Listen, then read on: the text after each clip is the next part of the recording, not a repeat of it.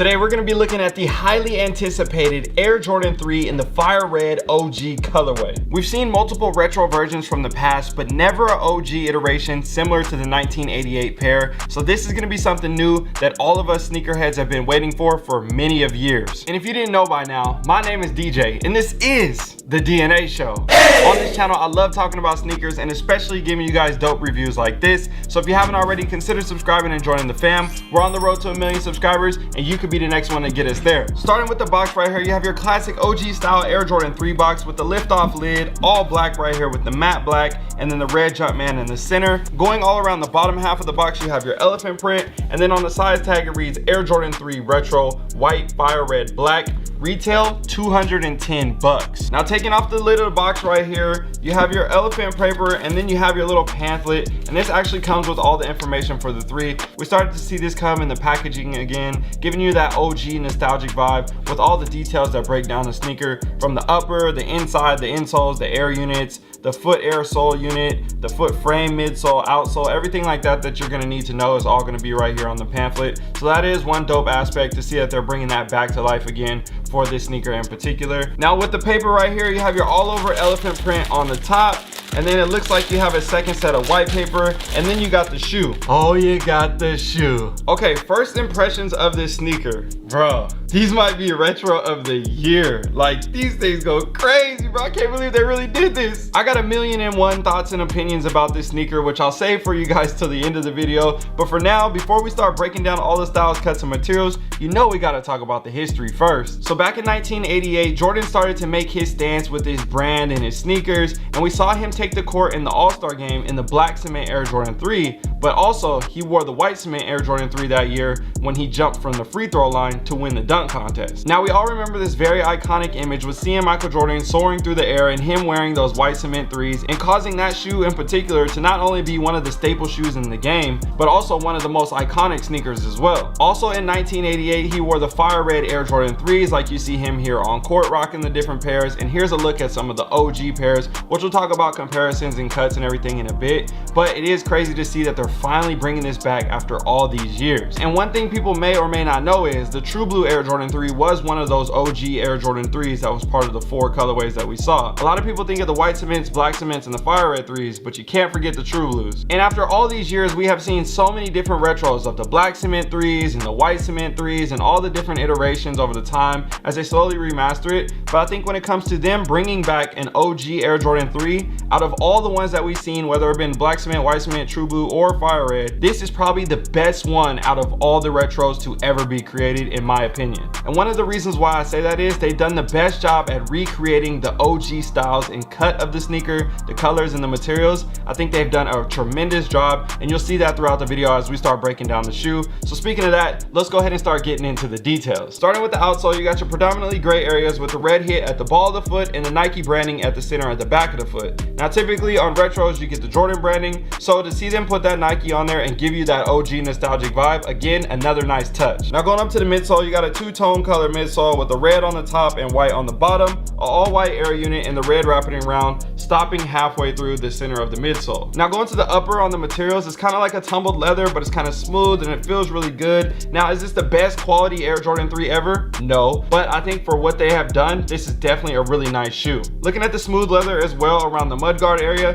I know from the past we've seen different retros, but this smooth leather kind of looks a lot more plasticky and it's more firm and it's harder like that. These ones right here actually have a nice softer touch, and I've been hearing that the upper is actually covered with actual leathers on this shoe, which means the shoe is going to wear really well and look really good over time. And before we get any deeper into the video, I gotta mention we are going to be comparing these against the 2007 version as well, so stick around for that, for the comparisons, because these are definitely a little bit different to say the least. Now looking at the elephant print on the upper right here, this is going to be more similar to that OG style as you see right here with the OG image, and these have that color to them with the grays and the blacks. Now if you look at the 2007 or the 2013 retro, you can see on the upper those both have a black elephant print. So like I was saying, the different changes and iterations over the years, we've seen kind of slight tweaks, but now they are going back to that OG style, giving us the best version as they can to that OG style and OG cut, even with the tab not being higher than the actual ankle area, because I know on some retros the tab is a little bit higher, kind of flush with this as well,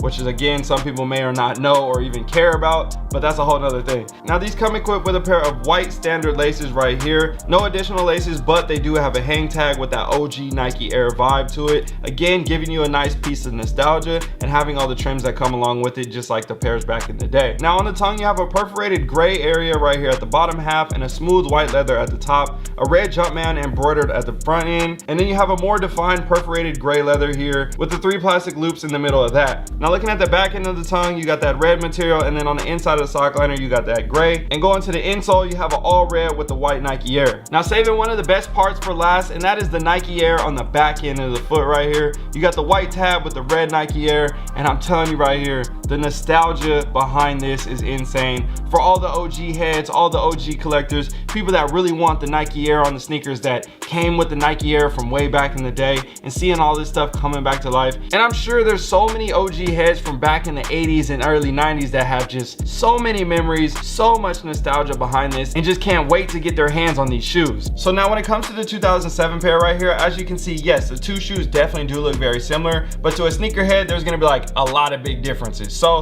let's try to run over them real quick. These ones are a little bit puffier around the ankle area, the tongue is puffier, doesn't have the fold over, the Jumpman is different, the materials, the color, the shades, the laces were actually a lot thicker on the older pair, the type of tumble on the leather, the smoother leather, and then obviously the elephant print with the black compared to the gray vibes. And then on the back end, like we said earlier, you got Jumpman with the Air on here, and you got the Nike Air right here, giving you that OG style. And then, like I was talking about with the bottoms, you see you got the Jordan right here and the Nike right there. So that's like a quick rundown of the two shoes, and hopefully those B-roll shots let you guys see the differences between the two as I was going over them. And the reason why I'm showing you guys this pair is they're different, yes, but for me, back in 2007, there were just so many reasons why I had loved the shoe, because this was the best version I could get since the OG had came out, and it was like so nostalgic at that time and still nostalgic now at this time, which is crazy to think, right?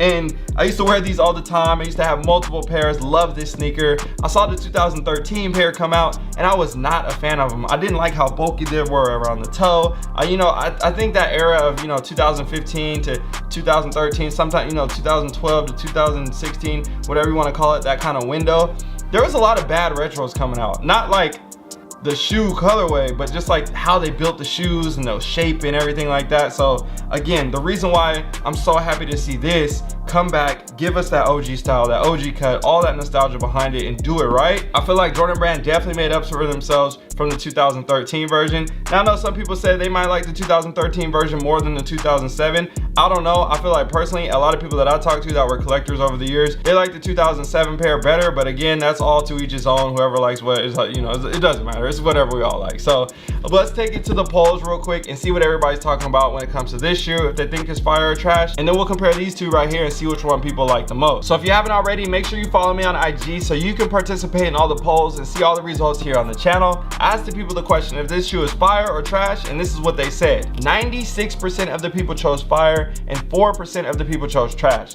And honestly, that is very high, respectable, and I completely understand that, because like I said, I think this might be one of the retros of the year. In my opinion, these things go crazy. There's so much nostalgia, the execution, everything that goes along those lines makes sense as to why these would have such a high rating for the audience and people just desiring to get this shoe in their collection. Now, when it comes to these versus the 2007 pair, completely understand these results as well. 28% to 72% choosing the 2022 retro with that OG nostalgia completely makes sense, and I would honestly pick this one over those two. Again, I have so many memories with those ones from the past, but I'm ready to make memories with these ones in the future. Another thing that I've heard a lot of people talk about is, well, if I can get the Contrita 3s or the Cardinal 3s, why would I buy these? They're like the same shoe. And the only thing that I gotta say is, yes, those are nice colorways, but at the end of the day, those wouldn't be anything dope and nobody would care about them if it wasn't for a sneaker like this and one of the OGs. So for me, I always gotta show love and respect to the OG. And yes, I do think these are better than the Katrinas, and I do think they're better than the Cardinals. And the actual quality, shape, craftsmanship, and everything like that is better than them as well, because I have those other shoes in my collection, and I can guarantee you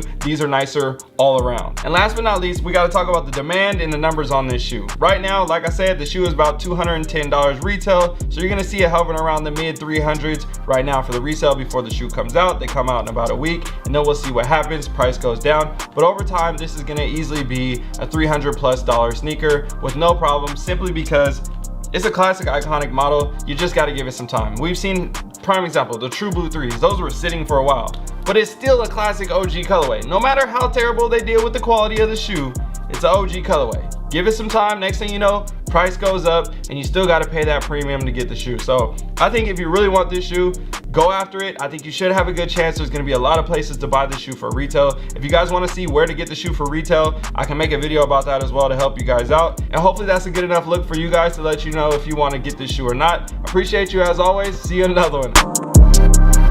Yo, if you enjoyed this video and want to grow your collection or make extra money on the side, I built a VIP mastermind that will teach you everything that I've learned about growing my sneaker collection over the past 15 years. This will also give you access to the DNA fam in my VIP community where we talk about investing outside of sneakers. And don't worry, if you don't plan on joining the VIP community, it's okay. I also set up a private DNA fam community that gives you access to all the behind the scenes looks from the studio and multiple chances to win free sneakers and gear from weekly and monthly challenges. So all you need to do is click on the link down below in the description or the first link pinned in the comment section. That will get you set up and into the community. I'm excited to see you guys on the inside.